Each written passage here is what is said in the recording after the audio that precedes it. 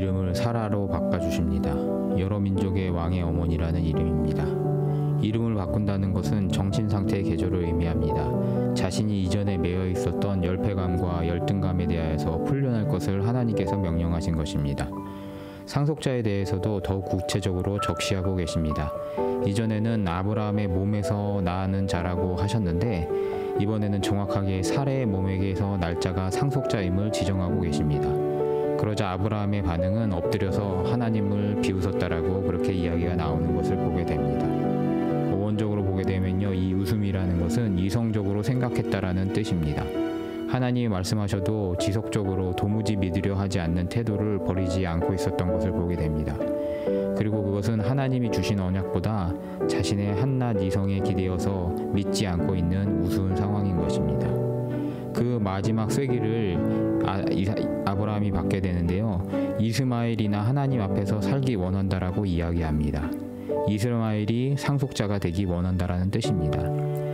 물론 자신의 소생이기는 하지만 아브라함은 약속받은 이삭 이전에 이미 이스마엘에게 너무도 얽매여 있는 것을 우리는 관찰하게 됩니다.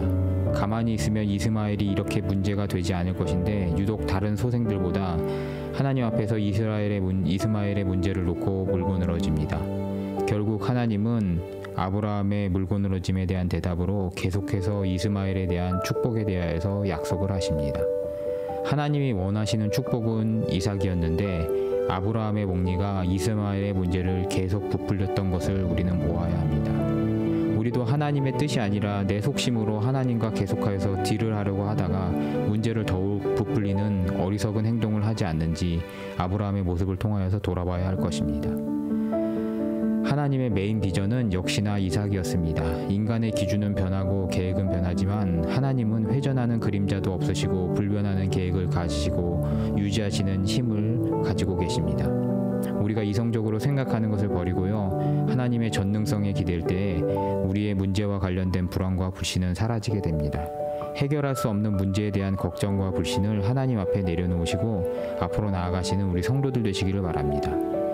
두 번째로, 하나님은 택함받은 자들에 대한 신실한 계획의 철회를 모르시는 분입니다. 이 정도로 아브라함이 의심을 한다면은 우리 인간적인 마음으로 우리 독자들조차도 아브라함에게 왜 화를 내시지 않지? 혹은 아브라함을 왜 탈락시키지 않지? 라는 의심이 들어갈 지경입니다. 이 하나님은 전혀 신적인 권위도 없어 보이시고 혹시 이스라엘 역사 가운데 만들어진 신이 아닐까 의심까지 우리는 하게 됩니다.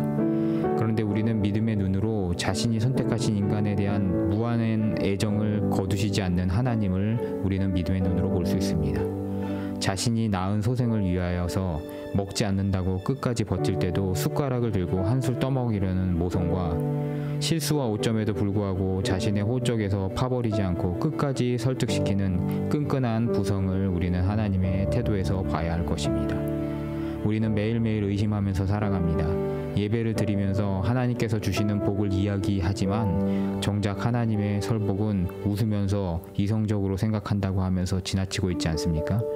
하나님은 매일매일 우리에게 구원 시에 주셨던 언약을 갱신하고 계시는 아버지이심을 다시 한번 묵상하면서 오늘 하루도 지나가시는 성도들 되시기를 주님의 이름으로 축복하면서 오늘 말씀을 마치도록 하겠습니다.